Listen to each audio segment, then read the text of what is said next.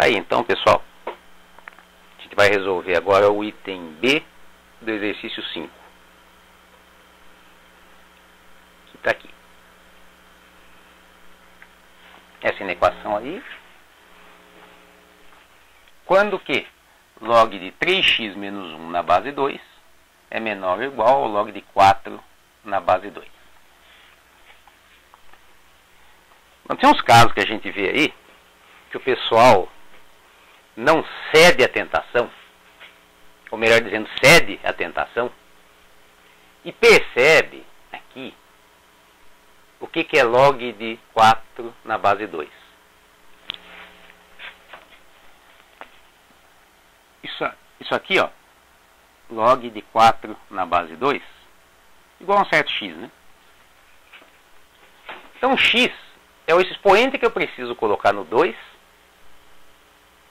para atingir o número 4. Ou seja, x igual a 2. Porque 2 ao quadrado dá 4. Aí o camarada percebe isso, ele não resiste à tentação e manipula isso daqui, já coloca aqui. Log de 3x menos 1 na base 2 menor ou igual a 4. Pelo amor de Deus, não faça isso. O log, ele está aqui ajudando, na realidade o log é nosso amigo. A gente vai ver que é interessante o log estar dos dois lados, então não mexe em nada não, tá? Não faça um negócio desse que você cria uma complicação danada e você não vai conseguir resolver o exercício. Por quê? Porque da mesma forma como a gente acabou de fazer no exercício anterior, que eu tinha uma mesma base, por exemplo, lá era um 3 elevado a x, maior que 3 elevado a quarta. Então, quando eu tinha a mesma base, eu podia simplesmente sumir com a base, não é isso? E eu ficava com x maior que 4. Aqui, com o logaritmo, é a mesma ideia. Quando eu tenho dos dois lados de uma inequação um logaritmo, e esse logaritmo tem a mesma base, então eu simplesmente posso jogar fora esse logaritmo. Esse exercício, aliás, podia ser proposto ao contrário. Ele poderia estar colocado dessa forma aqui, ó. Log na base 2 de 3x menos 1 menor ou igual a 2. E aí eu ia ter que ter essa sacada aqui de perceber que 2 é o log de 4 na base 2. Eu ia ter que passar daqui para cá. Então, esse exercício já está até simplificado. Quando eu tenho o logaritmo dos dois lados, eles são da mesma base, eu simplesmente posso, da mesma forma como a gente fez aqui no outro exemplo, esquecer esse logaritmo. Pronto. Já está aqui isolado aqui os dois logaritmandos que eu tinha antes. 3x menos 1 menor ou igual a 4. Pronto, sumiu o logaritmo. Agora é só a gente resolver essa inequação aqui com as regrinhas que a gente conhece e checar as condições de existência. Eu vou voltar aqui, a gente vai precisar. Pronto. Como é que eu faço aqui mesmo? Aqui são aquelas mesmas regrinhas de manipulação lá da álgebra que a gente usa para a equação. Se 3x menos 1 é menor ou igual a 4, eu posso passar esse menos 1 que está aqui subtraindo, passo para cá somando. Então, fico com 3x menor ou igual a 4 mais 1. E posso passar esse 3 que está multiplicando dividindo. Fico com x menor ou igual, aqui dá 5, né? Sobre 3. Está aqui. Pronto. Estou com o meu x isolado aqui nessa inequação. Então, agora, eu posso representar aqui na reta real qual é o intervalo, qual é o conjunto de valores de x que satisfazem essa condição. 5 terços. É um número, 6 terços vale 2, né? Então 5 terços está bem perto de 2. Então vamos dizer que 2 está por aqui. Aqui é o meu 5 terços.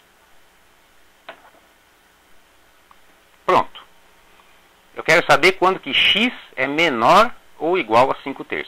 Menor ou igual significa que ele está para cá. Qualquer valor de x nessa área que eu estou destacando aqui é menor ou igual a 5/3, incluindo o próprio 5/3, devido a essa condição de igual aqui, né? Tá aqui. Isto daqui é a resposta da inequação como um todo. Toda a inequação, a resposta dela está aqui. Só que, quando a inequação envolve um logaritmo, a gente precisa checar aquilo que a gente chama de condição de existência do logaritmo, né? Significa o quê? Se não tivesse logaritmo aqui, estava respondido o meu exercício. Mas, o logaritmo, para que um logaritmo exista, é necessária uma condição que isto aqui, que a gente chama de logaritmando, esse 3x menos 1, tem que ser positivo. Obrigatoriamente positivo, maior que zero. E aqui também, esse logaritmando, que no caso é só o 4, tem que ser maior que zero. Então, além de checar isso daqui é a resposta da inequação toda. Eu preciso checar se isso daqui e isso daqui são positivos. Quando que são positivos? Então, a minha resposta, ela vai ser formada. Aqui que a gente vai montar aquele famoso varal, né? Por isso que a gente monta o varal, por causa dessas duas condições aqui. A minha resposta vai ser formada, quando uma inequação tem logaritmo dos dois lados, a resposta é formada aqui, pela condição que é a própria inequação. Aqui, nesse varal, eu vou representar, nesse segundo varal aqui, a condição que 3x menos 1 é maior que zero. E vou representar nesse terceiro varal a condição em que esse número aqui, 4, é maior que zero. Vamos indicar isso aqui. Essa reta real aqui, ela está me indicando a resposta da inequação propriamente dita. Então isso aqui responde o problema para log de 3x menos 1 na base 2 menor ou igual ao log de 4 na base 2. Esse outro varal aqui, essa outra reta, vai me representar quando que o 3x menos 1 maior que zero.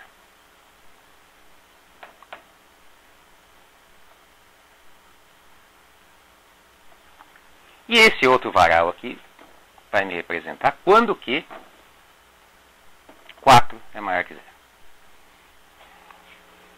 Sempre, lembre-se bem disso. Sempre que você tiver logaritmo dos dois lados de uma inequação, você precisa checar a condição de existência, que são essas duas aqui, além da própria inequação. Então a sua resposta vai ser composta, né, como um conjunto destas três condições ao mesmo tempo. Está aqui a primeira condição, que foi dada pela própria inequação, a gente já resolveu aqui no primeiro. Agora falta eu resolver essas duas inequaçõezinhas aqui. Então vamos resolver essa daqui. Quando que 3x menos 1 maior que zero? Essa tá fácil, né? É só passar agora o 1 para cá, o menos 1 passa para cá como mais 1.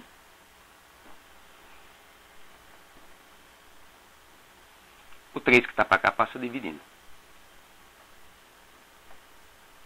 Pronto. Resolvi esta inequação aqui. E a resposta deu que x tem que ser maior que 1/3.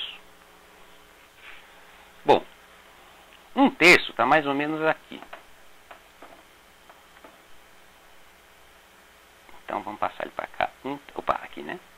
1/3. X maior que 1/3.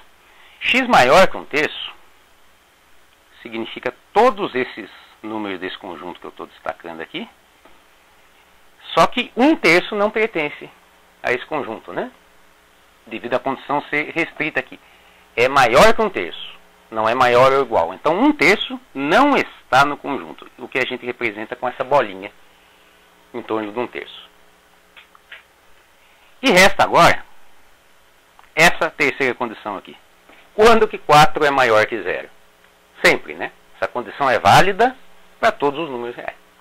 Então, a gente representa aqui nesse varal, com todo o conjunto real aqui, ele não atrapalha a nossa solução. Ou, em outras palavras, eu posso simplesmente desprezar essa condição aqui. E se por acaso fosse o contrário, quando que 4 é menor que 0, aí eu não teria nenhuma solução aqui, o que significa que esse logaritmo não existe. Então não faria sentido eu resolver essa inequação. A solução da inequação daria um conjunto vazio, nesse caso. Então veja como é importante checar essas condições aqui. Se por acaso um desses dois logaritmos não existir, a resposta já é conjunto vazio. Eu não preciso nem calcular, nem fazer as operações sobre a inequação. Como que a gente faz mesmo quando a gente abre esse varal aqui e checa duas condições, né? Eu preciso encontrar aqui os números que fazem parte.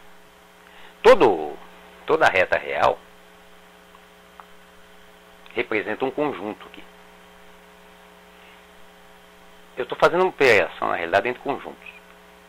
Isto aqui é um conjunto de números, os que são menores que 5/3. Esse aqui é um outro conjunto, os que são maiores que 1/3. E a operação que eu quero fazer entre os dois é a de interseção. Interseção aqui significa o seguinte: eu quero encontrar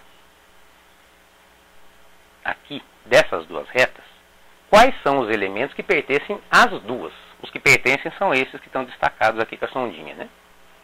Então, quais são os elementos que pertencem a este conjunto e também pertencem a este? Bom, observe aqui, que neste ponto, aqui é 1/3, né?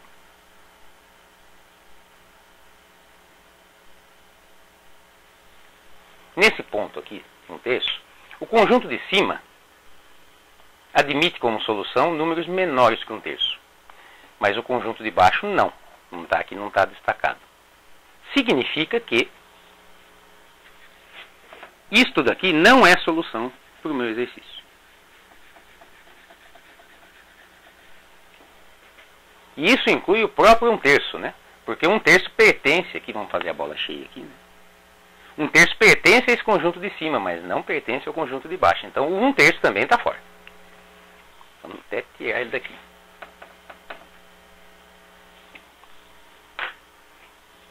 Da mesma forma, aqui nos 5/3.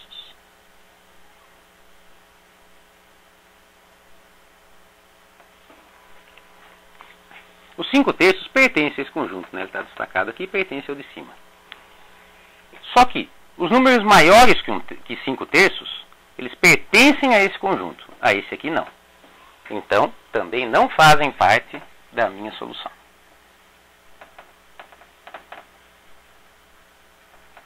O que sobrou, que pertence a este conjunto e pertence a esse, está contido apenas nesse intervalo aqui, que vai de 1/3 a 5/3. Então essa é a minha resposta. O meu conjunto de solução é igual a qualquer número real, né? X pertence aos reais, tal que esse X ele é maior que 1/3